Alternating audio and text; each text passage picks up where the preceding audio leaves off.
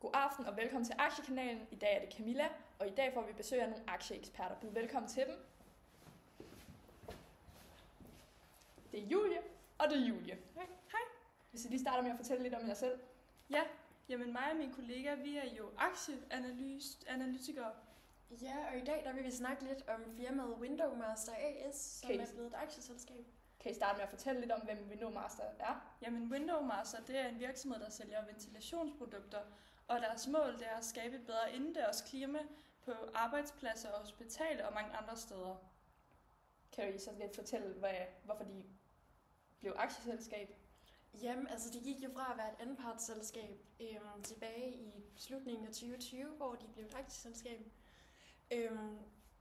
Manden, der tog den her beslutning, det er deres nuværende siddende direktør, Erik Rødger, som tilbage i 2015 blev direktør for virksomheden, og så i 2020 tog beslutningen op, at de skulle blive et aktieselskab.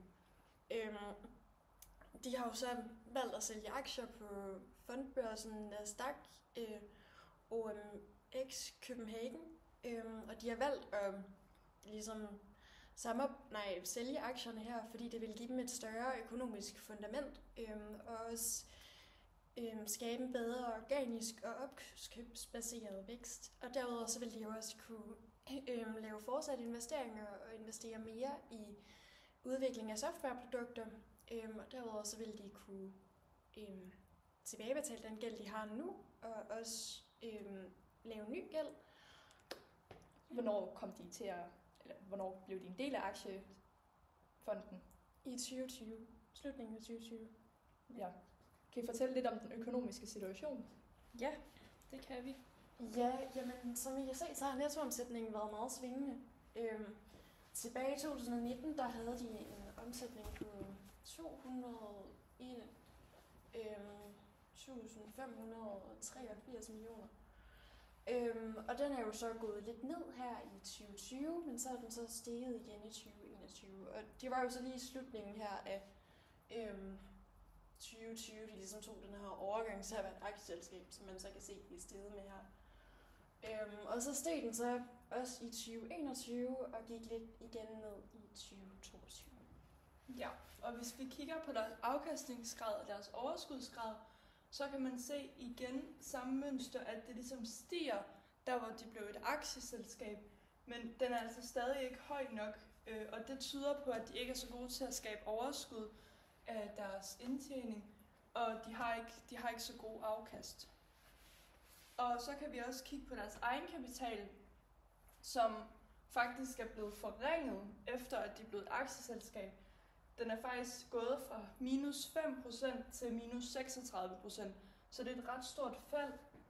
Og hvis man så kigger på deres soliditetsgrad, så kan man se igen, at den er faldet, og en soliditetsgrad skal helst ligge mellem 30 og 40%, så man kan se, at den er rigtig dårlig, og det tyder på, at de ikke har soliditet nok til sådan at modstå tab og sådan noget.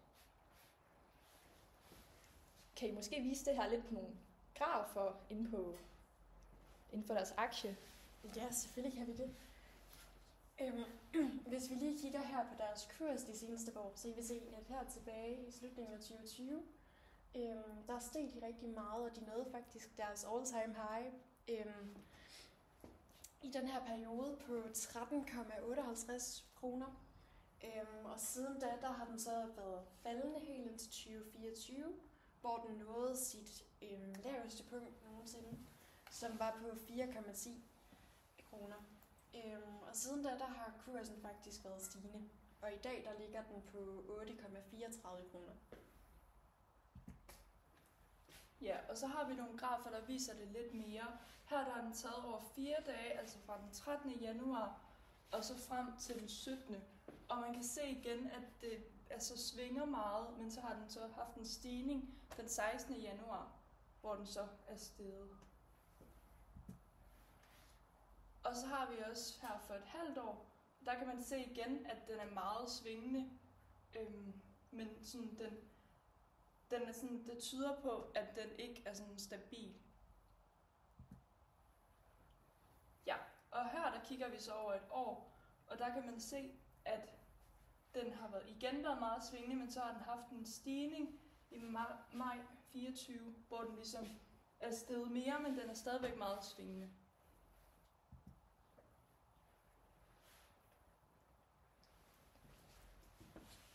Det var så det, vi havde for i dag. Sig farvel til vores aktieanalytikere, Julie og Julie. Ja. Hej hej. Hej hej.